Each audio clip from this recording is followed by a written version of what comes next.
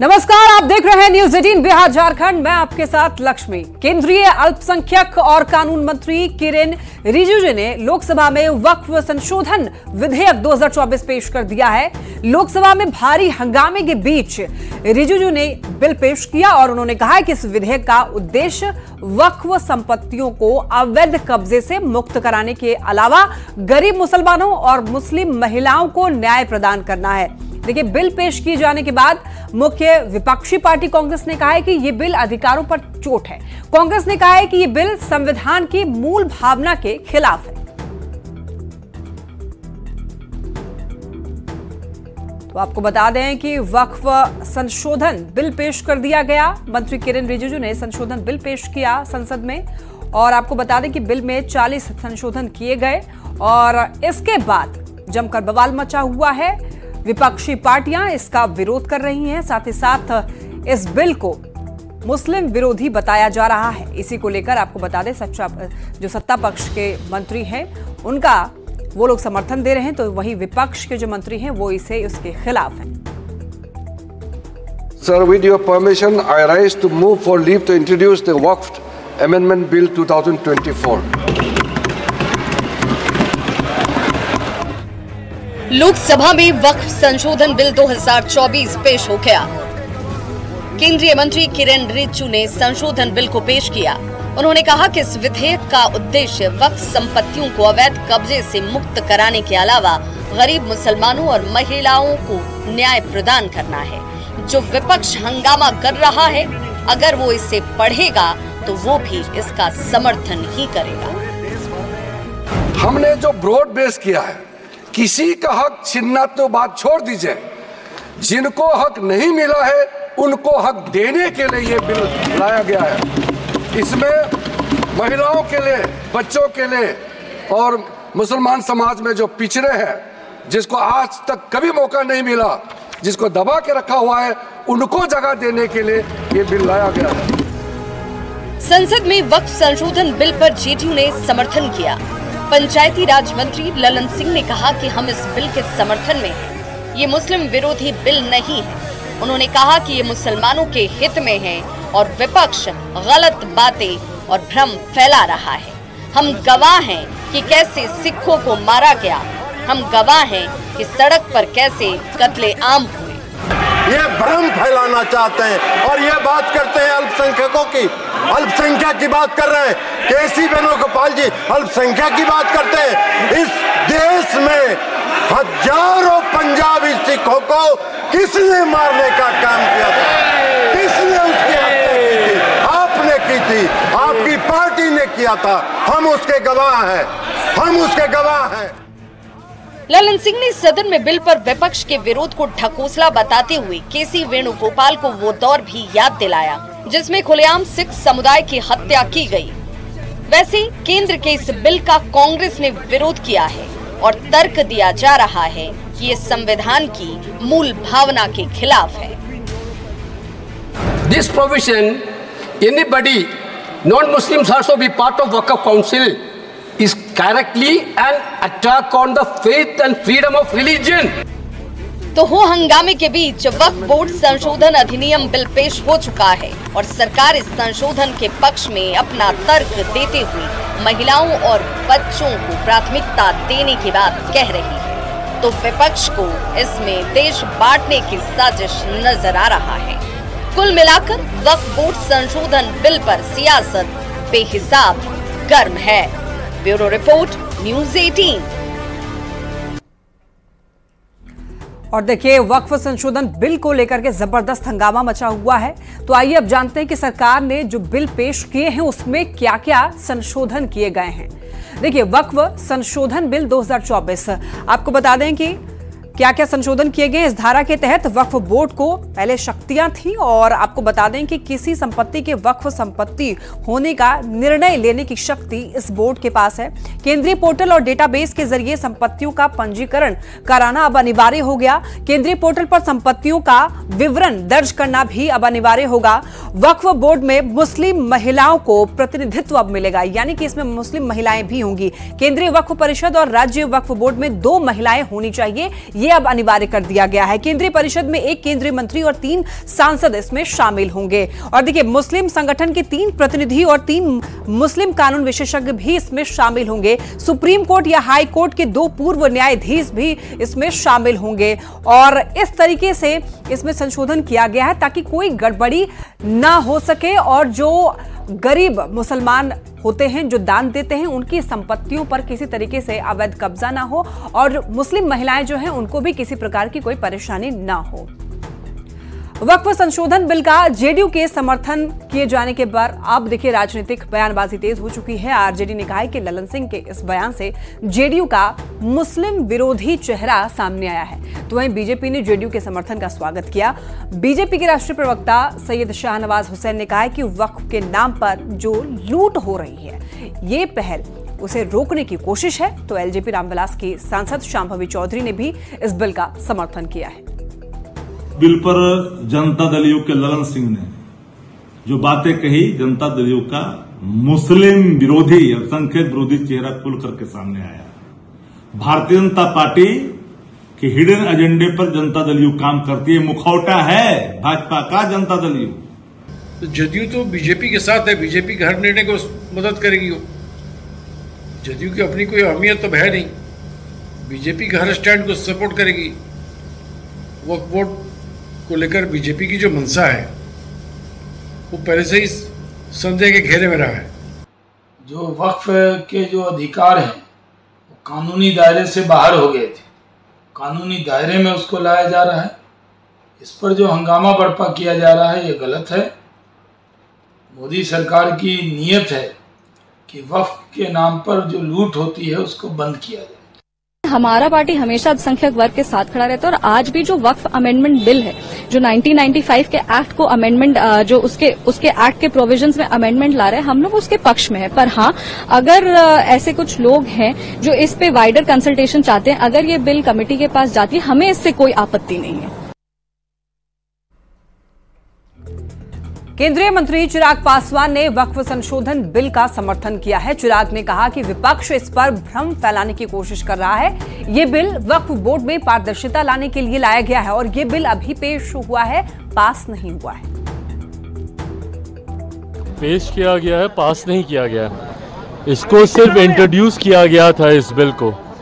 देखिए, ये पुनः विपक्षी, पुनः वही साजिश शुरू हुई है जहां पर दूसरों को भ्रमित करना, दूसरों को डराने का प्रयास पुनः विपक्ष ने शुरू किया। वक्फ बोर्ड में ये जो अमेंडेशन, ये जो उसको अमेंड करने का जो ये बिल आया है, उसको लेकर पुनः इस बात का भ्रम फैलाने का प्रयास किया गया कि ये मुसलमान विरोधी है, मुसलमानों के हक छीनने के लिए इस कानून को लाया जा रहा है। जबकि अगर आप इसको पढ़ेंगे तो ये वक्फ बोर्ड में पारदर्शिता लाने की सोच के साथ इस कानून को लाया जा रहा है। इसमें कई ऐसी बातें हैं जिसका सुझाव जब विपक्ष सत्ता में था उन्हीं के द्वारा दिया गया था।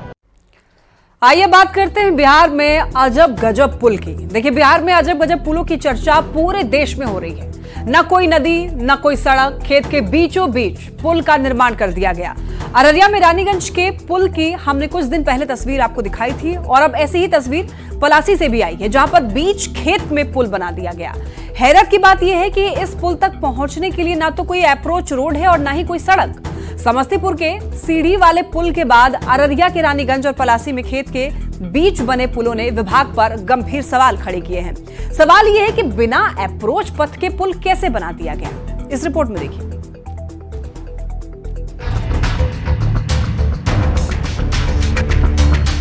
ना कोई नदी, ना कोई सड़क, लेकिन बीच खेत में बना दिया गया पुल।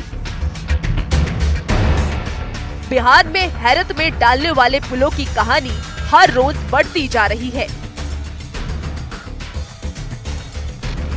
सीढ़ी वाले इस पुल को देखिए। ये तस्वीर समस्तीपुर के खानपुर की है, जहां पुल तो बना लेकिन अप्रोच रोड गायब है। अप्रोच रोड के अभाव में लोग लोहे की सीढ़ी से पुल पर चढ़कर पार करने को मजबूर हैं। अभी सीढ़ी वाले इस पुल से लोगों का ध्यान हटा भी नहीं था कि अररिया के पुलों ने और ज्यादा हैरान कर दिया। अररिया में रानीगंज के पुल की हमने कुछ दिन पहले तस्वीर दिखाई थी, जहां ना कोई नदी थी ना कोई सड़क, लेकिन खेत के बीचों बीच पुल का निर्माण कर दिया गया।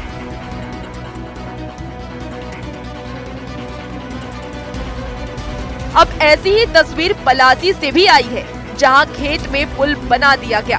हैरत की बात तो ये है कि इस पुल तक पहुंचने के लिए ना कोई अप्रोच रोड है और ना ही कोई सड़क। बीच खेत में खड़ा ये पुल बिहार के विभाग में जारी गड़बड़ झाले की पोल खोल रहा है। सामने बिल्कुल देखिए खेत है, हरा भरा खेत है, तो खेत के बीचों बीच जो है एक पुल की और तस्वीर सामने आई है, जहां पर विभाग की लापरवाही जो है साफ तौर पर नजर आ रही है। स्थानीय ग्रामीणों का कहना है कि विभाग द्वारा कोताही बरती गई है। सवाल है कि खेत में कैसे बना दिया गया पुल? बिना सड़क अप्रोच रोड के कैसे बना पुल? क्या बिना नक्शा के बना है पुल?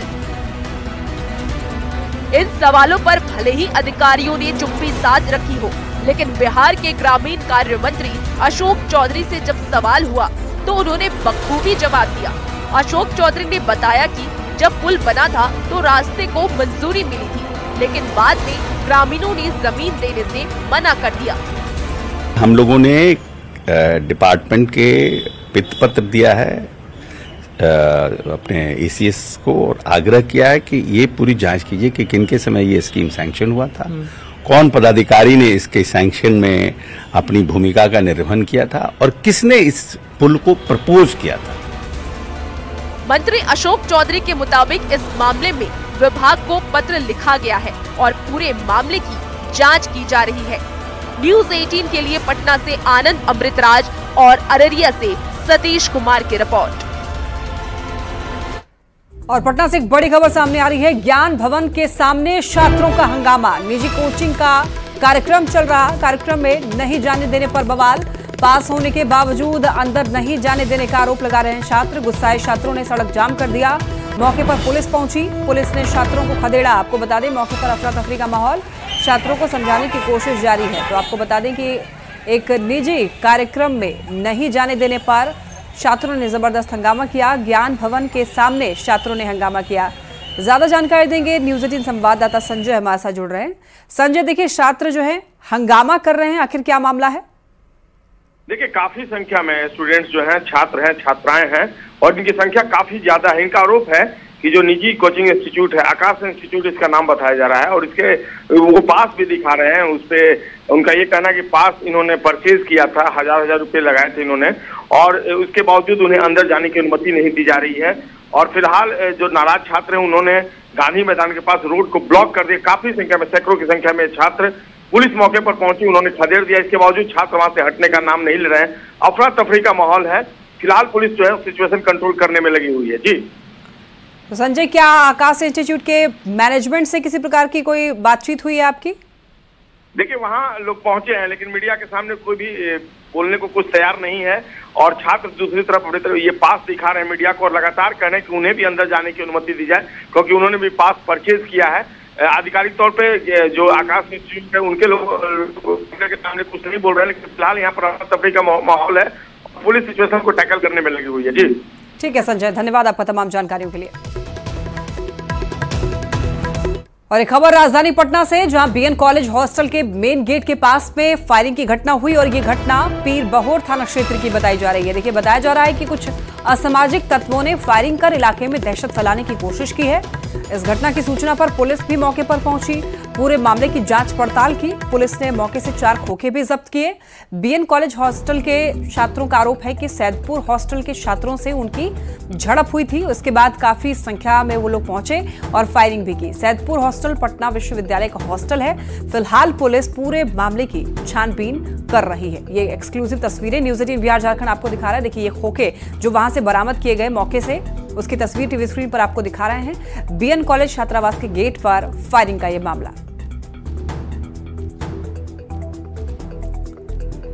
बांग्लादेश में बिगड़ रहे हालात से पूरी दुनिया चिंतित है। ढाका से लेकर के दिल्ली तक हलचल तेज है। ऐसे में बिहार में भी सीमावर्ती इलाकों में चौकसी बढ़ा दी गई। आज किशनगंज के पास में इस्लामपुर सीमा तक सैकड़ों बांग्लादेशी नागरिक पहुंच गए और ये लोग भारत में शरण लेने के लिए आ रहे हैं। लेकिन बॉर्डर पर चौकस बीएसएफ जवानों ने बांग्लादेशी नागरिकों को वापस उनके गांव भेज दिया। रिपोर्ट के जरिए देखिए कि कैसे भारत सीमा पर घुसपैठ की कोशिश नाकाम की गई। किशनगंज सीमा पर जुटे सैकड़ों बांग्लादेशी नागरिक। इस्लामपुर बॉर्डर पर घुसपैठ की कोशिश नाकाम। बीएसएफ ने बांग्लादेशी नागरिकों को वापस भेजा।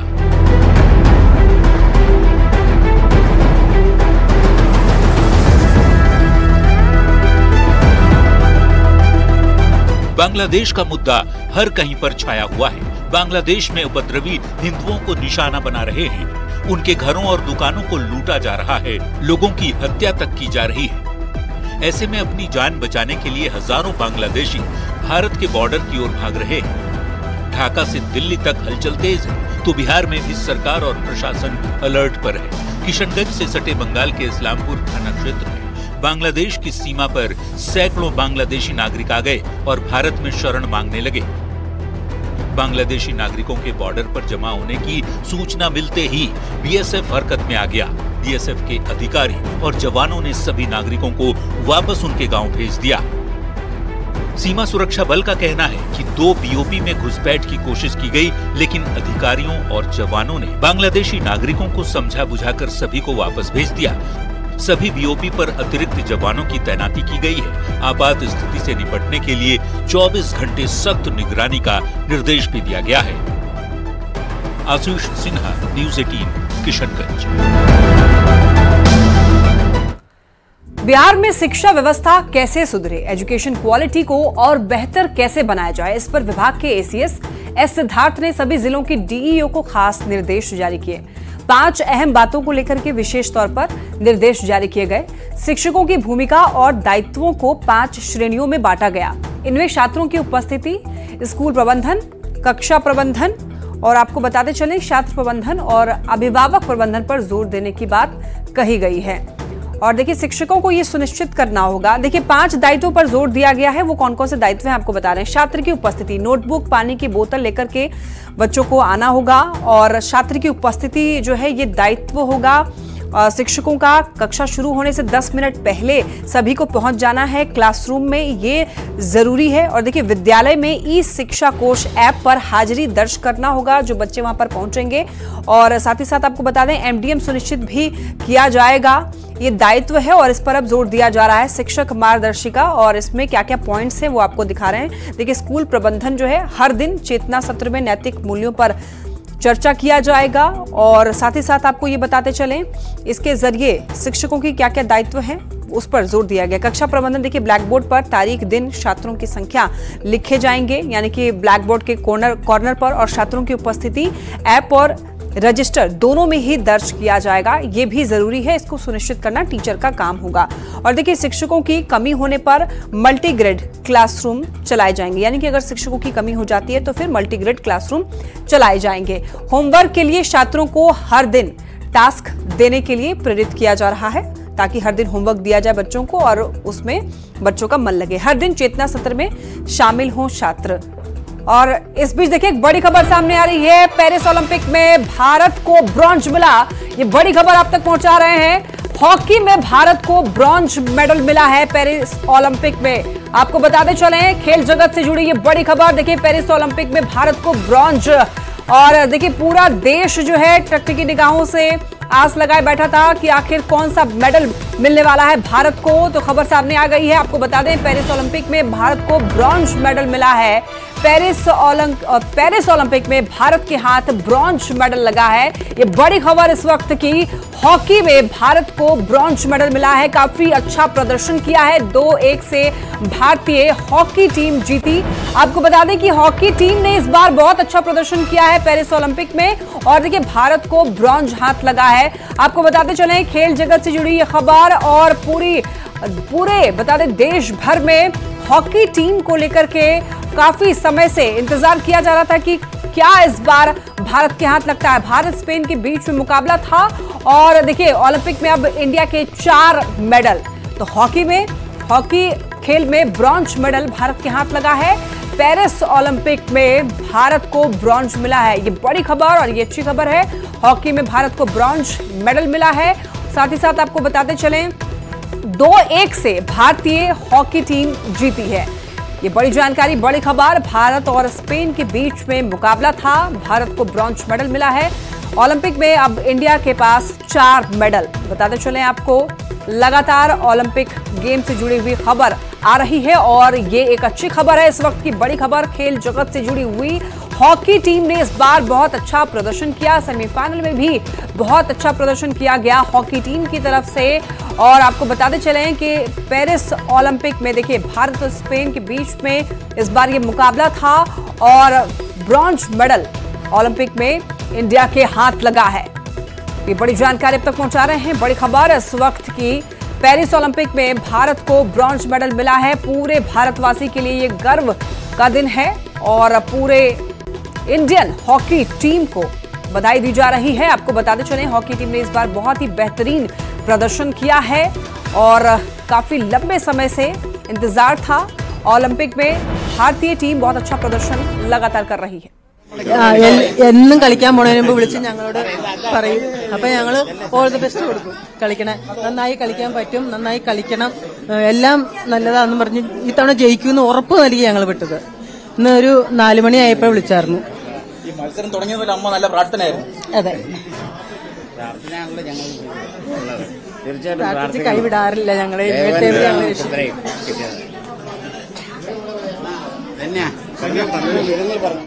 इसी के साथ इस बुलेटिन में इतना ही। तमाम खबरों के लिए आप देखते रहिए न्यूज़ 18।